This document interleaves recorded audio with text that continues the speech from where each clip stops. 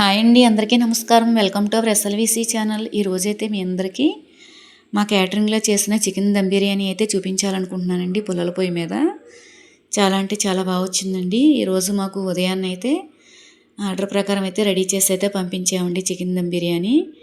చూసారు కదా, అది తయారు చేసేటప్పుడైతే చిన్నగా వీడియో అయితే తీసానండి. తయారీ విధానం అయితే చూద్దాం. ముందుగా అయితే చికెన్ పీసెస్ కొంచెం పెద్దగానే కట్ చేయించి తెచ్చుకోవాలండి. వీటన్నిటిని శుభ్రంగా కడిగిన తర్వాత దాంట్లోకి సరిపడగా ఉప్పు, కారం, పసుపు, అల్లం వెల్లుల్లి పేస్టు, గరం మసాలా, జీలకర్ర పొడి, ధనియాల పొడి వేసండి. చివరిగా మెంతాకు, దాంట్లోకి వచ్చేసి ఫ్రైడ్ ఆనియన్స్ కూడా వేసుకోవాలండి. నూనె కూడా సరిపడగా ఇప్పుడే వేసుకోవాలండి. చికెన్లోనే బాగా కలిసిన తర్వాత చివరిగా పెరుగు కూడా వేసుకునండి. ఒక 2 గంటల పాటు అయితే నానబెట్టుకోవాలండి చికెన్ అయితే. తర్వాత వచ్చేసి మీకు కట్టెల పొయ్యి మీద ఒక గిన్నె పెట్టుకుని బాగా వేడెక్కిన తర్వాత మనం ముందుగా నానబెట్టుకున్న చికెన్ తీసుకొచ్చి దాంట్లో వేసుకుని చివరిగా కొద్దిగా నెయ్యి, నూనె వేసుకుని మళ్ళీని మనం మూత పెట్టుకుని మధ్య మధ్యలో ఈ విధంగా కదుపుతూ చికెన్ అయితే ఉడికించుకోవాలండి. చూసారు కదా, మొత్తం పీసెస్ అయితే విడిపోకుండా ఇలాగ కింద నుంచి కలుపుతూ ఉండాలండి. చికెన్ అయితే మధ్య మధ్యలో మనం మూత పెడుతూ ఉంటే చికెన్లో వాటర్ అయితే రిలీజ్ అవుతుంది కదండి. ఆ వాటర్ తోటే మీకు చికెన్ అంతా కుక్ అవుతుందండి.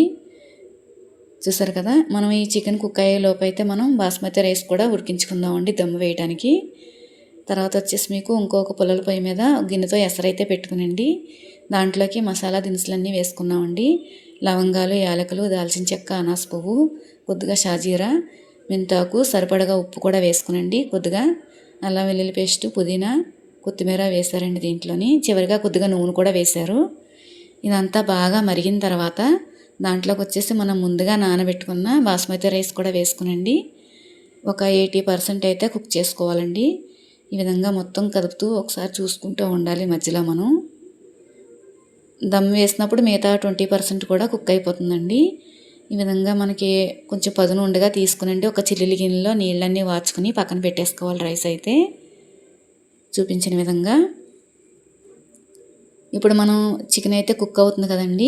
ఈ రైస్ తీసుకెళ్ళి కొద్దిగా వేసుకునండి. ఒకసారి కదిపి దాంట్లో కొంచెం ఒక లేయర్ వేసాం కదండి, మళ్ళీ మిగతా లేయర్ కూడా పైన వేసేసుకునండి. ఈ విధంగా మొత్తం అంతా రైస్ అంతా వేసేసిన తర్వాత దానిపైన వచ్చేసి మీకు కొంచెం పుదీనా, కొత్తిమీర, ఫ్రైడ్ ఆనియన్స్ కూడా వేసుకోవాలండి. చివరిగా ఇవన్నీ వేసుకుని కొంచెం జీడిపప్పు కూడా వేసుకోవాలండి. పైన వేయించిన జీడిపప్పులు, చివరిగా నెయ్యి కూడా వేసండి. ఆఖరిలో వేస్తున్నాను చూడండి, ఫుడ్ కలర్ అయితే వేశారండి మా వాళ్ళు కొంచెం వాటర్లో కలిపి.